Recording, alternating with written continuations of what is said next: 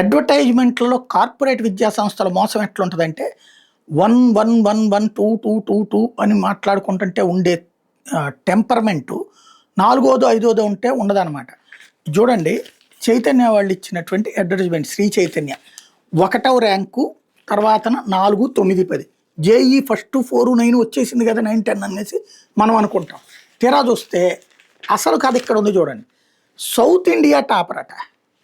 ఈ south India topper, north India topper, ఇవన్నీ ఎవరు పెడుతున్నారు అంటే వీళ్ళే క్రియేట్ చేస్తారు.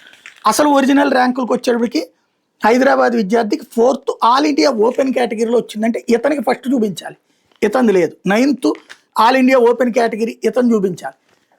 మనకి 4, 9, 10 వచ్చిన మాట వాస్తవం, కానీ 4, 5, 9 వచ్చిన మాట వాస్తవం. కానీ ఈ వార్తలు రాసేవాళ్ళు కూడా ఎట్లా అంటే జేఈ అడ్వాన్స్డ్ టాప్ 10 ర్యాంకులు తెలుగు రాష్ట్రాల విద్యార్థులు ఈసారి చెత్తా చాటారు.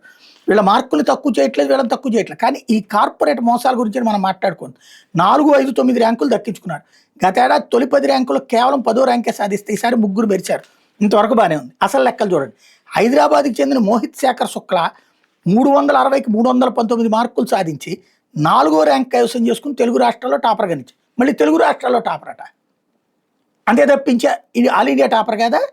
ఏంటి లెక్క? 4వ ర్యాంక్ సాధించేటప్పుడు 360కి 319లో దేశానికి టాపర్ కదా, 4వ ర్యాంకు సాధించి కైవసం చేసుకున్నాడు. ఎక్కడంటే తెలుగు రాష్ట్రాల్లో టాపర్గా నిలిచాడు.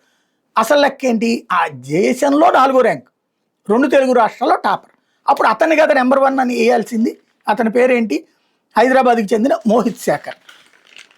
ఇప్పుడు మోహిత్ శేఖర్ శుక్లా ఈ సౌత్ ఇండియా టాపర్, ఈ ఇక్కడ వచ్చేటప్పటికి సౌత్ ఇండియా టాపర్ అని వేసుకొచ్చారనమాట. ఇది లెక్కలు వీళ్ళు వేసుకొచ్చేటటువంటి లెక్కలు. అది ఇతనికి సౌత్ ఇండియా టాపర్ అనే ఈ 1 ఎందుకు? అప్పుడు 4 వేస్తే సరిపోతుంది కదా, 4వది కూడా పెట్టారు. కానీ వీళ్ళ వార్తలు 1 లేకపోతే కనుక జనానికి ఆనదనమాట. అక్కడ అది మెయిన్ కాన్సెప్ట్ వచ్చాడు.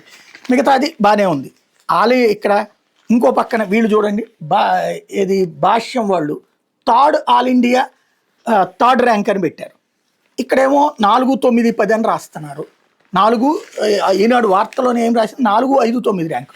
మరి 3వ ర్యాంక్ ఎట్టొచ్చింది, 6వ ర్యాంక్ ఎట్టొచ్చింది అంటే దీంట్లో లెక్కలు ఉంటాయి అన్నమాట. ఇదిగో all India 3rd, 4th rank, 34th rank ఎట్లా వచ్చింది? మరి 3 ఎక్కడి నుంచి వచ్చింది, 6 ఎక్కడి నుంచి వచ్చింది అంటే ఏదో ఒక కేటగిరీలో ఉంటుందన్నమాట.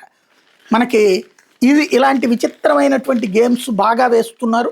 మనకి ఉన్నటువంటి కోర్టులకి సంబంధం లేదు, దీని మీద కంట్రోల్ చేసే ఒక వ్యవస్థ లేదు. ఇదిగో ఇక్కడ మళ్ళీ 4th ర్యాంకు, 90th ర్యాంకు వీళ్ళకి. ఇది గంజి శ్రీజన్. ఇక్కడ మరి ఒక పక్కన మోహిత్ శేఖర్కి 4th ర్యాంకు, మళ్ళీ వీళ్ళకి వచ్చేటప్పటికి ఇదేం సంస్థ? ఆదిత్య జూనియర్. వీళ్ళు 4th rank, all India 4th rank అని రాశారు. మరి అట్లా సాధ్యమైంది? ఓపెన్ కేటగిరీలో ఆల్ ఇండియా 4th ర్యాంక్ అక్కడ వచ్చి మళ్ళీ ఇక్కడ ఎట్లా వచ్చింది? ఇంకోటి మళ్ళీ నారాయణ వాళ్ళకి కూడా ఈ 1st ర్యాంకే. వీళ్ళది ఐఐటి బాంబే రీజియన్ టాపర్ అట, జయకృష్ణ శ్రీనివాస్. ఇట్లా ఒక యూనివర్సిటీ ఏరియాలో టాపర్ అన్నది కూడా పెడతారన్నమాట వీళ్ళు. మళ్ళీ ఇవి చూస్తే 2, 4, 5, 6 ఇవన్నీ వార్త. ఈనాడు ఒక పక్కన వార్తలోనేమో దేశంలో ఈ 3 ర్యాంకులు మనకు వచ్చినాయండి. ఇవి చూస్తే ఎట్లున్నాయి?